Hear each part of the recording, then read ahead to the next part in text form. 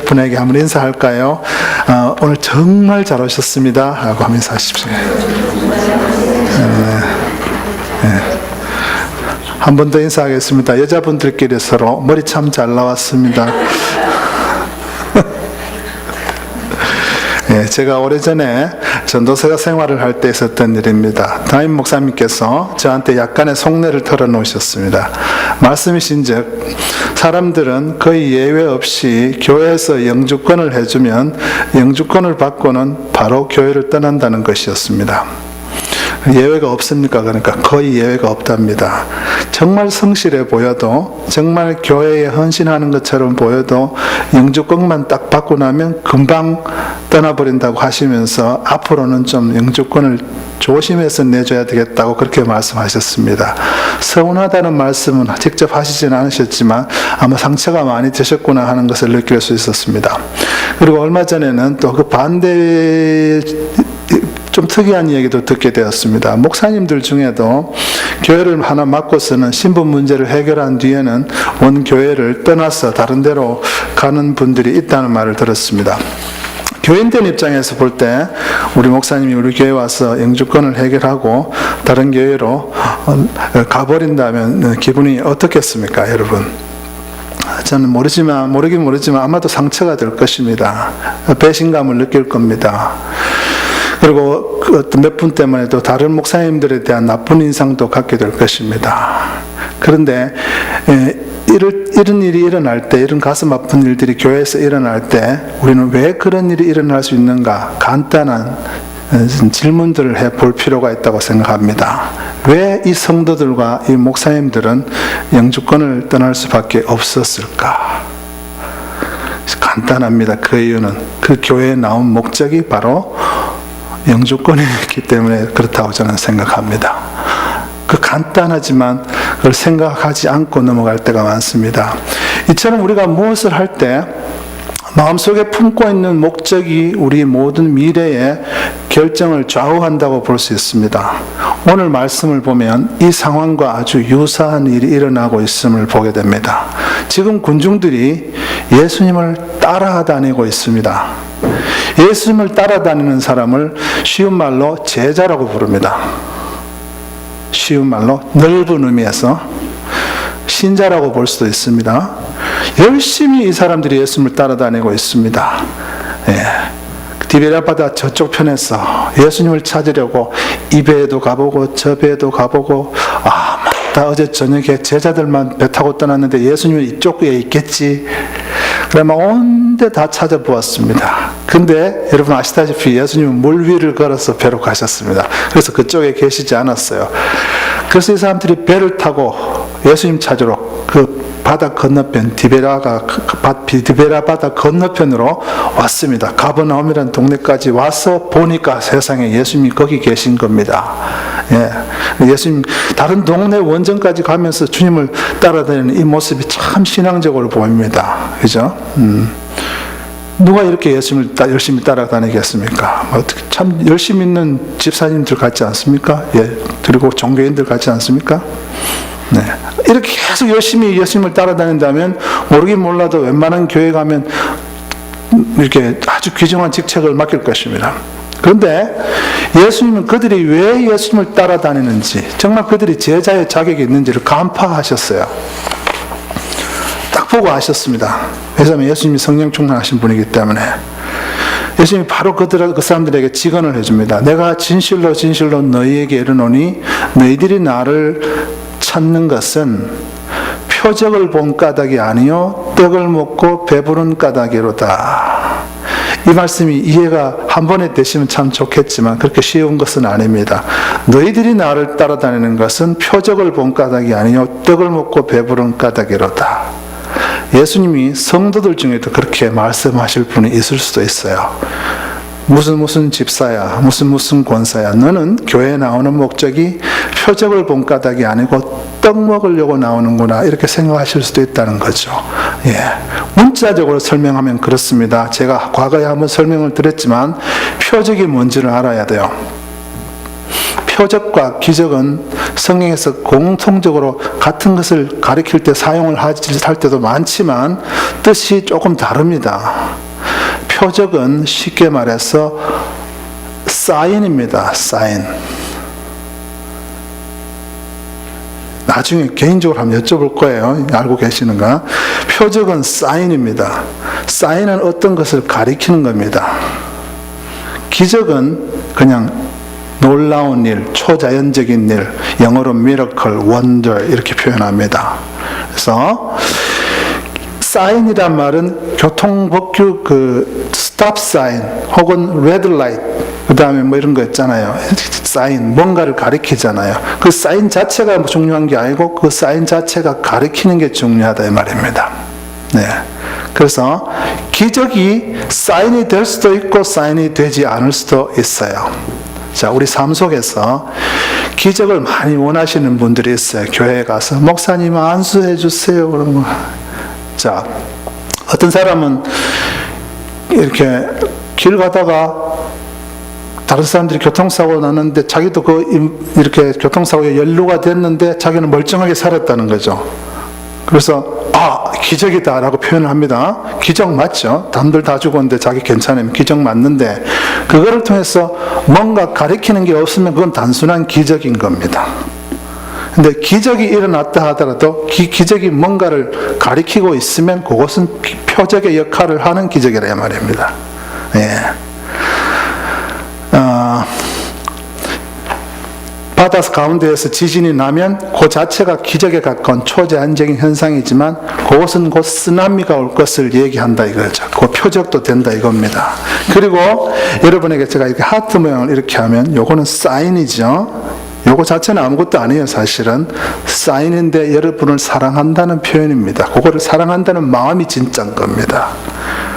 자, 이쯤에서 예수님 말씀이 이해되시는지 한번 봅시다. 너희가 표적을 받기 때문에 나를 따르는 것이 아니고 떡을 먹고 배부르기 때문에 나를 따랐다.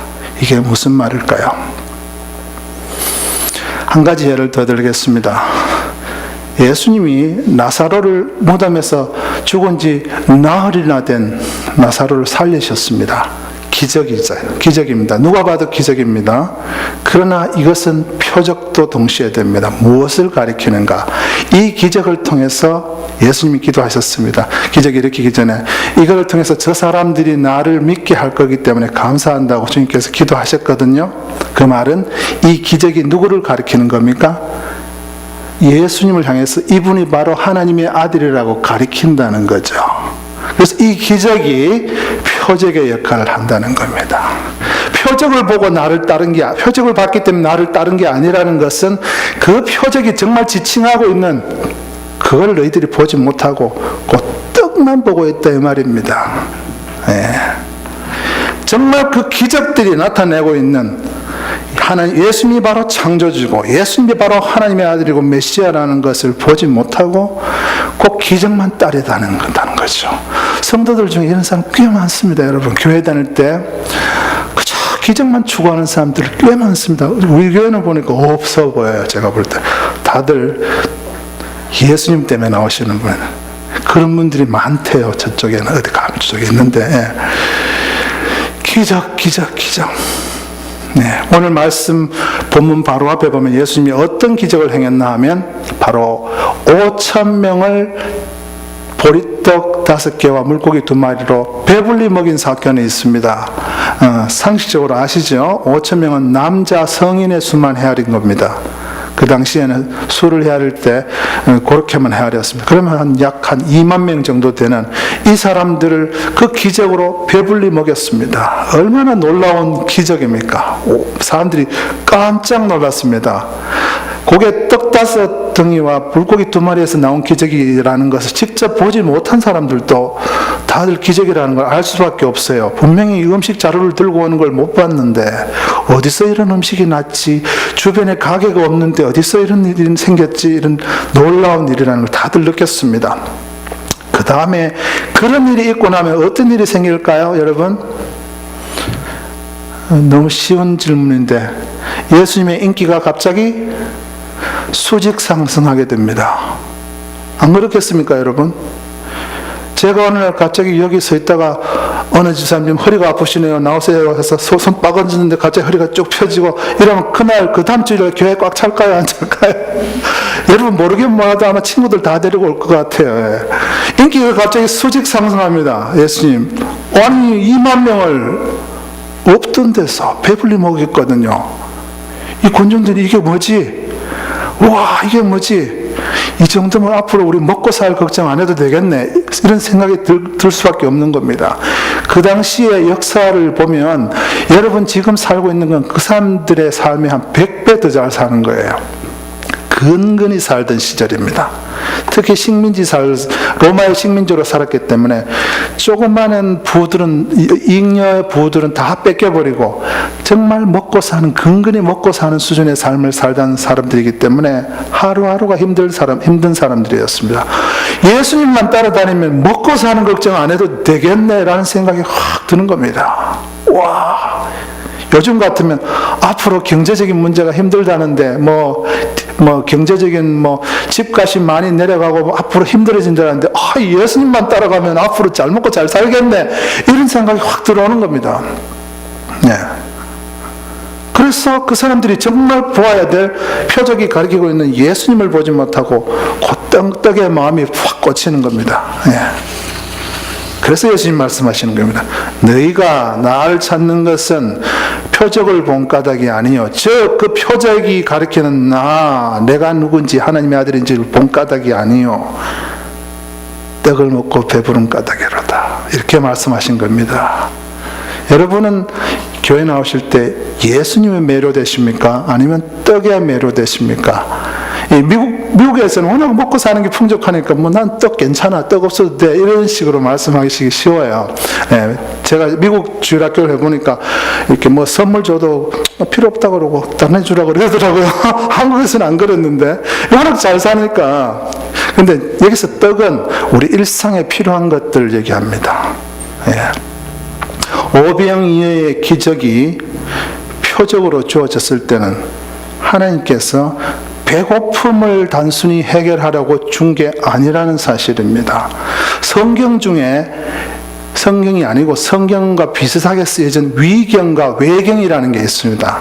들어보신 적이 있는지 모르겠는데 성경에 포함되지 않은 거기를 읽어보면 이건 성경이 아니라는 게 확실해집니다. 제가 읽어보았어요. 다 상세하게 읽어본 건 아니지만 왜 이거는 성경에 포함되지 않았을까? 읽어보니까 분명하게 선이 서는 게 무엇이냐? 쓸데없는 기적을 많이 행하셨더라고요. 예수님이. 무슨 말인가 하면 예수님이 공생애를 시작하시기 전에 어느 날 길 가다가 돌이 보이길래 그걸 새로 만드셨어요. 갑자기. 그런 얘기가 나와요. 그럴듯하잖아요. 그런데 구원사역과 예수님의 메시아 된 걸 그것이 어떻게 가르친다는 겁니까? 성경에 기록된 것은 예수님의 구원사역과 연관된 것만 다 기록되어 있어요. 구별이 돼요, 여러분. 그래서 뜬금없이 일어나는 기적, 교회에서 일어나는 거 조심하셔야 돼요. 영적으로 바로 서는 걸 무너뜨립니다. 뜬금없이 일어나는 기적들 있잖아요. 갑자기 기도하는데 몸이 와들와들 떨린다. 이게 실제로 성령의 역사일 수 있습니다. 아니라고 얘기하는 거 아닙니다. 그런데 거기 너무 꽂혀갖고 안 떨리는 사람 성령 없네 그러고 이렇게 하면 안 된다는 거예요. 그게 중요한 게 아니라는 거죠. 떨리는 게 예수님을 가리키고 있는지 안 가리키고 있는지 이거 한번 생각해 보시라는 거죠. 갑자기 기도하고 있는데 내가 공중부양이 일어났다 칩시다. 그게 중요한 게 아니라고요. 그게 하나님의 영광을 드러내고 있냐가 중요한 거죠. 예수님 당신께서 영생을 주시라는 분이 드러나야 돼요. 예수님 당신께서 하늘에서 내려온 산떡, 생명의 떡이라는 것, 하나님의 아들이라는 것을 드러내기 위한 기적이 바로 표적입니다. 우리는 표적, 믿음이 없어서 자꾸 표적 달라는 거 말고 표적이 우리 생활에 표적을 통해서 일어나는 예수님을 가리키는 표적이 우리에게 필요하다고 우리는 알아야 됩니다. 그 기적 자체를 우리는 바라서는 안 됩니다. 여기 보면 예수님이 그들이 하도 안 믿으니까 답답하고 안타까운 마음에 예수께서 너희들은 언제까지 먹고 사는 거 그거에 매달려서 그러느냐라고 안타까워서 이런 말씀을 하시는 겁니다. 그리고 35절에 보면 내가 생명의 떡이다. 그 떡 말고 내가 생명의 떡이다. 내게 오면 결코 줄이지 않고 내게 오면 결코 목마르지 않는다고 그렇게 자꾸 주님이 손가락을 가리키시는 겁니다. 야, 얘들아, 그 떡 말고 이 떡, 그 떡 말고 이 떡, 이거를 보라 말이에요. 내가 너희에게 이르노니 나를 보고도 믿지 않는다. 어떻게 그렇게 깜깜하냐, 얘들아. 나를 믿어라, 나를 믿어라. 예. 또 40절에 한 번 더 그렇게 얘기합니다. 내 아버지의 뜻은 아들을 보고 믿는 자마다 영생을 얻는 것이다. 나를 믿어야 된다고 주님께서 간절한 마음으로 그렇게 말씀하시는 겁니다. 예. 예수를 많이 오랫동안 믿으신 분들도 어떤 분들은 이게 좀 헷갈리는 분들이 있어요. 정말 예수님을 봐야 돼요. 기적이 일어나든 안 일어나든. 예. 그 사람들이 수군수군 되기 시작했어요. 예수, 아니 뭐 떡 좀 만든다고 내가 떡 좀 다시 얻어먹을 기회가 있나 싶어서 와봤는데 한다는 소리가 뭐 내가 떡이라는 둥, 뭐 내가 하늘에서 내려왔다는 둥. 아이고, 기가 차네, 기가 차. 내 자기 아버지 요셉이 목수 요셉인 거 다 알고 있는데 기가 차네, 웃기시네, 이런 말들이 수군수군 오고 가는 겁니다. 예, 수군수군 웃기시네. 예, 이래. 그리고는 66절에 보면 제자의 중에서 많은 사람이 떠나가고, 떠나갔다 그랬습니다. 다시는 그와 함께 다니지 아니하더라. 아까 영주권 때문에 떠나는 이유는 뭐가 목적이었기 때문에? 영주권. 지금 여기 보세요. 사람들이 떡 때문에 예수님한테 왔다가 뭐 자기가 떡이니 딴소리 하니까 세상 떡이 없으니까 가버리는 겁니다. 예. 이 군중들의 모습 속에서 친숙한 뭔가가 보이죠? 요즘 교인들과 일반인들과 교회들에서 일어나는 현상들과 많이 유사합니다. 예. 물질적인 복이 없으면 교회에다 바이바이 사요나라 하시는 분들 꽤 많습니다. 예. 일이 잘 풀리지 않으면 하나님이 계십니까? 안 계십니까? 하고 그 미천한 존재가 하나님의 존재 여부를 얘기하는 사람들이 있습니다. 예. 예. 하나님 계십니까? 안 계십니까? 정신적으로 육체적으로 좀 너무 힘들면 하나님께 원망을 밥 먹듯이 하고 욕하는 사람도 있습니다. 전도해 보면 하나님 뭐 교회 가면 밥 주냐? 쌀이 나오냐? 이렇게 얘기하는 사람 많죠. 교회가 뭔지를 몰라서 그렇죠. 예. 그리고 정말로 어리석은 교인들 중에도 복만 준다면 이단에 쉽게 돈 갖다 바치고 이단에 쉽게 가고 점쟁이한테 무릎 꿇는 사람이 있다는 사실입니다. 예. 이 교회 다니는 심지어는 그 중직자들조차도 이단 점쟁이 안 가리고 예수가 없는 곳인데 절에도 가는 사람이 있고 머리를 조아리는 사람이 있다는 사실입니다. 여러분, 여러분과 저와 우리 교회는 예수 자체가 목적인 그런 사람들 아닙니까? 예수 자체가 그분을 예배하고 그분을 섬기고 그분의 뜻을 추구하고 순종하는 하나님의 사람들의 모임이 바로 우리 교회입니다. 예. 안타깝게도 요즘은 다 그렇진 않잖아요. 예. 예수 자체를 위해 교회 나오는 사람도 있지만 세상말로 콩고물, 예수 믿으면 옆에서 떨어지는 콩고물 위해서 나오는 사람도 있다는 사실이에요. 그래서 예수님이 그러잖아요. 너희가 표적을 본 거로 나를 따르는 것이 아니라 콩고물 때문에 나를 따라오는구나. 지금 얘기하고 있는 겁니다. 예수 믿으면 복이 오는 게 정상은 정상입니다. 예. 이걸 조금 잘못 설명하면 예수 믿으면 반드시 복 받는다라고 얘기하는 것이 문제인데, 예수 믿으면 복을 많이 받게 되어 있어요. 육의 축복도 받고 영적인 축복은 당연히 받고, 그리고 누가 통계적으로 연구를 해보았더니 예수를 잘 믿는 가정이 훨씬 더 안전하고 훨씬 더 자녀들이 잘 되고 비교적으로 통계적으로 잘 되는 게 나타나 있어요. 조사를 해보니까. 저희 가정만 봐도 우리 친척들 중에 비교를 해봐도 예수 믿는 이모들이나 안 믿는 이모나 예수 믿는 뭐 아버지 쪽에 삼촌들이 안 믿는 다 좀 차이가 나더라고요. 가정이 이렇게 편안하고 덜 편하고 이런 게 있더라고요. 그런데 그것이 우리에게 속임이 되어서는 안 돼요. 이 세상에서 잘 먹고 잘 살고 유명해지고 높아지고 만사형통해지는 것이 예수님이 은혜로 주신 것이지 결코 목적은 아니라는 사실이에요. 그리고 그 복이 때로는 주님께서 너 이 복 잠시만 누리지 말래 할 수도 있다는 겁니다. 어떤 사람은 특별한 하나님의 뜻을 위해서 어려움을 통과도 시키는 겁니다. 너 날 위해 한 3년 동안 좀 가난해 줄래? 그래서 신학교 보내서 쫄쫄 굶게 만들기도 하시고, 너 날 위해 정말 외로움을 한번 겪어볼래? 사람들에게 따돌리게도 한번 하시고, 하나님의 계획은 알 수가 없어요.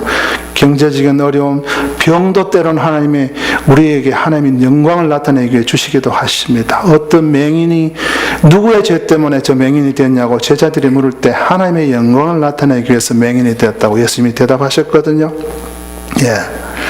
그렇습니다. 절대로 콩고물은 은혜로 받으면 받은 거고 못 받아도 괜찮아요. 우리의 주 목적은 예수라는 사실. 여러분 혹시 마음속에 교회 나올 때 혹은 이사 가서 다른 데 이렇게 다른 교회를 찾을 때 너무 편하려고 누리려고 하는 마음이 있다면 잘라낼 필요가 있어요. 그 교회 주차장이 있습니까? 이렇게 파킹이 힘들면 요새 교회가 잘 안 된다면 주차장이 있습니까? 주차장은 넓습니까? 유아실 있어요? 이렇게 교회 밥은 주나요? 이렇게 교회 아이들 놀이터는 잘 돼 있나요? 휴게실은 있습니까? 목사님들도 교회 갈 때 사택 줍니까? 이렇게 사례는 어느 정도예요? 노후 대책은 연금은 들어가면 이런 걸 노골적으로 묻는 사람도 있다고 들었습니다. 그런데 묻지 않고 또 조용하게 불편하다는 이유로 조용하게 이렇게 사라져가는 사람도 많이 있습니다. 우리가 이런 것을 앞세우고 예수가 그거를 위한 수단이라면 사실은 이 군중들과 조금도 차이가 나지 않습니다. 제가 옛날에 성가대를 좀 지휘를 했었는데, 이제 큰 교회, 큰 성가대인데, 이제 어떤 분들은 키가 크잖아요. 그럼 중간에 앞에 툭 튀어나오게 서 있으면 보기 싫어요. 그럼 집사님 저쪽 가로 좀 가주실래요? 이렇게 하면 삐쳐요. 둘째 줄에 가실래요? 삐쳐요. 남자분들은 좀 덜 삐치는 것 같은데 여자 집사님들 중에는 그것 때문에 시험 크게 드는 사람도 있어요. 집사님 지금 너무 이렇게 막 소리 크게 지르는 조금만 조용히 해주세요. 그래도 삐치고 그런다고요. 자기의 실력 이런 건 생각 안 하고 헌신도를 생각 안 하고 어떤 사람은 또 그런 거 성가대 하나 고르고 교회 고르는데도 허영심을 갖고 고르는 사람이 있는 것 같아요. 예를 들어서 그렇게 얘기하는 걸 들었어요. 우리 성가대 지휘자는 무슨 학교를 나오고 무슨 뭐를 학위를 갖고 어느 학교의 교수고 대단하다 그러면서 자기가 그 성가대에 있는 게 굉장히 그 자신이 그럴까 그걸 자기 것도 아니면서 막 자랑하고 다니는 사람을 제가 보았어요. 그리고 선거철이 되면 안 나오던 그 정치인들이 교회에 좀 열심히 나오기 시작한다는 얘기도 제가 들었어요. 열심히 나와갖고 갑자기 큰 헌금도 하고 또 갑자기 열심을 내고 목사님한테 기회를 내서 앞에서 연설할 시간도 한번 만들고 예배 시간에 막 국회의원에 나와서 막 연설하고 막 그런 경우도 있고, 심지어 남의 결혼식에 와서도 국회의원이 주례보다도 더 길게 연설하는 걸 제가 직접 본 적이 있어요. 주례보다 더 길게 국회의원이. 그리고 목사님 갑자기 식사 대접도 한다고 그러고, 그런 분들이 보면 표가 걸려 있어서 작은 교회는 잘 안 가려고 해요. 교회 나오는 목적이 다른 곳에 있는 거죠. 다 그렇다는 건 아니에요. 이런 분들이 있더라고요. 느껴지잖아요. 여러분도 보시면. 우리가 교회에 나오는 목적과 우리가 예수를 믿는 목적이 우리의 하나하나의 결정도 정해주지만 인생의 방향 자체를 결정합니다. 이 군중들은 예수님한테 이제 붙어 있어 봤자 더 이상 나올 게 없다고 판단이 딱 된 겁니다. 그랬더니까 뭘 버리듯이 버렸어요. 한국말에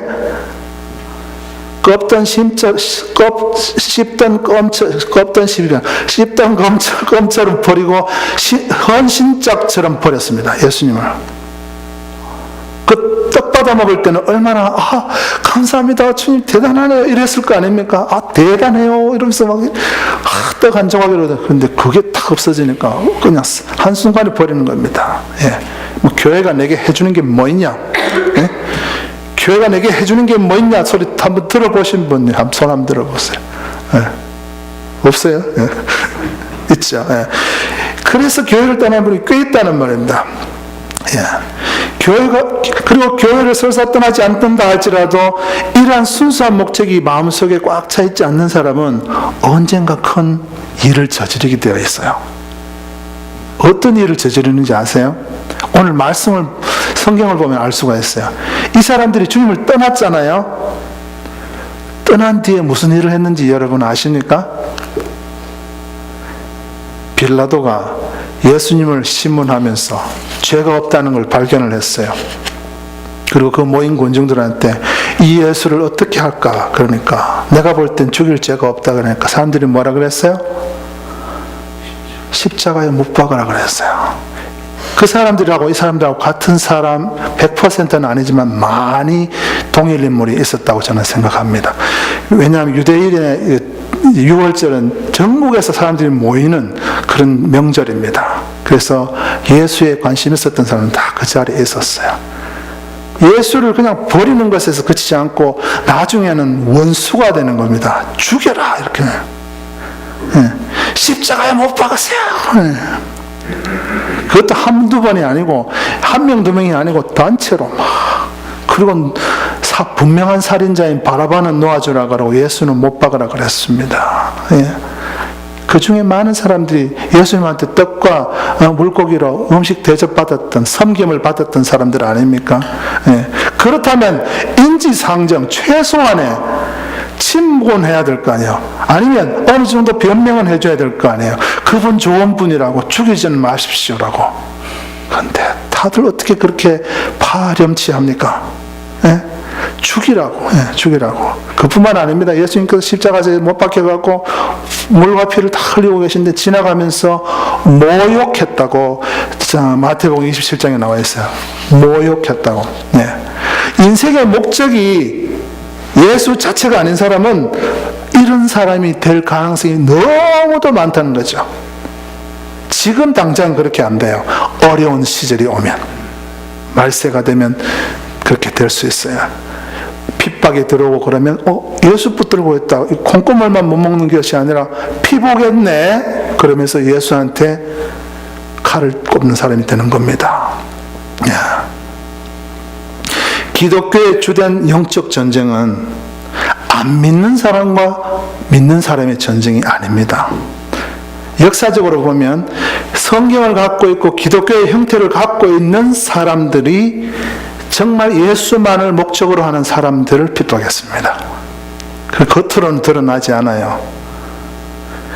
실제로 비기독교 국가에서 그리스도인을 죽인 수보다 기독교 형태를 갖고 있으면서 예수가 목적이 아닌 돈, 권력, 다른 어떤 즐거움의 목적인 그 가짜 기독교인을 죽인 수가 훨씬 더 많습니다. 비교가 안 될 정도로 많습니다. 예. 우리가 예수님 붙들지 않고 다른 것을 붙들고 떡 보고 쫓아가다가는 우리도 그쪽에 설 수 있다는 거예요. 예. 옛날 우리나라 가난할 때 여러분 시골 교회를 대도시 교회도 그랬는지 모르겠습니다. 저는 시골에서 자랐는데 교회 가는 게 좋았어요. 크리스마스 때 가면 꼭 뭔가를 줬어요. 삼립빵인가 그것도 주고 예. 그리고 뭐 연필도 주고 이렇게 했어요. 저는 원래 교회를 다니던 아주 착실한 사람이었기 때문에 괜찮았지만 우리 친구들 중에는 그것 때문에 오는 사람이 많았습니다. 네. 그래서 그것 때문에 교회를 이렇게 교회가 친숙하게 되고 또 예수를 믿게 되는 사람도 많았습니다. 그 자체는 좋은 겁니다. 그죠? 그런데 나이 먹어가지고도 아직도 교회 오면 연필 안 주나? 네. 빵 안 주나 이런 마음을 갖고 있는 사람이 없지 않아 있다는 사실이 주님에게는 얼마나 가슴 아픈 일일까요? 예. 예. 아빠가 출장 갔다 오면 아빠 하고 다리 나와서 아빠 볼에 뽀뽀해주는 아이들이 더 바람직하지. 아빠는 눈에도 안 들어오고 아빠 손만 이렇게 쳐다보는 애들 얼마나 그 불효자들입니까? 예. 예. 저도 어릴 때는 엄마가 밖에 나갔다 들으면 항상 봉다리 봉다리에 뭐 들었나 그것만 보고 이렇게 했었는데, 여러분, 봉사를 하든 기도를 하든 교회에 그냥 나오시든 예수 자체가 목적이 돼야 돼요. 예수님의 그 속으로 들어가서 예수님의 품. 그러면 여러분 자꾸 질문이 생기잖아요. 예수님을 추구한다는 자체가 도대체 무엇인가? 분명히 하나님 일도 해야 되고 그런데 예수님 안에 깊이 들어가면 예수님이 다 인도해 주세요. 그때부터 내가 생각했던 것과 조금 다를 수 있는 일들을 시켜주세요. 먼저 그분 안으로 달려 들어가는 게 중요해요. 예. 이제는 우린 사탕 때문에 교회 나오는 교인이 아니잖아요. 예. 연필 한 조를 받으려고 하는 교인이 아니잖아요. 저는 예수님 안으로 이렇게 달려가려고 이제 이 교회, 우리 사랑의 교회, 커네티컷 사랑의 교회 안에 버스를 하나 이렇게 장만했어요. 장만하고 제가 이제 운전수가 되어서 예수님 향해서 이렇게 운전해 가는데, 여러분 승객이 되었잖아요. 승객이 되었으면 같이 한 마음으로 기쁘게 이 여행에 동참해 주기를 바랍니다. 예. 계속 뒤돌아보면서 이렇게 다른 데서 뭐 흘린 거 없나 이런 거 살피지 마시고 한 마음으로 나는 예수님만 추구하리라. 예수님의 성품, 그분의 뜻, 그분을 기뻐하게 하는 그런 교회가 되도록 난 열심히 살리라. 이렇게 꼭 그렇게 저와 같이 동참해 주신 여러분 되시기를 축원합니다. 네, 기도하겠습니다.